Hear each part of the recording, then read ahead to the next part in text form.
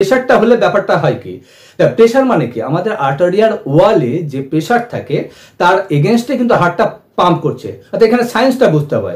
অর্থাৎ হার্ট যখন পাম্প করছে একটা প্রেশারের এগেনস্টে, ন্যাচারালি হার্টের উপর একটা চাপ পড়ে। এবং দেখবেন যারা অনেকদিন ধরে প্রেশারের ওষুধ খাচ্ছে পরবর্তীকালে দেখাবে তাদের হার্টটা বড় হয়ে গেছে, অর্থাৎ আমরা বলি হাইপারট্রফি অফ দ্য হার্ট। তাহলে এখানে প্রশ্নটা কি আসছে, যখনই হাইপার টেনশন আছে সাথে সাথে দেখবেন কোলেস্টেরলটা বেশি থাকে বা ট্রাইগ্লিসারাইডটা বেশি থাকে, ডাক্তারবাবু তখন কি করেন না হার্টের একটা সাপোর্ট দিয়ে দেন। এটা একটা জেনারেল ট্রিটমেন্ট।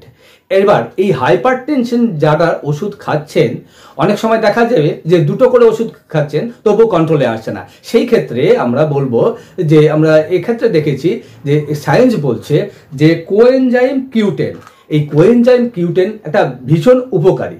কেন এই কোএনজাইম কিউ10 উপকারী? কোএনজাইম কিউ10 দুটো কাজ করে, একটা হচ্ছে অ্যাজ এ অ্যান্টিঅক্সিডেন্টের কাজ করে,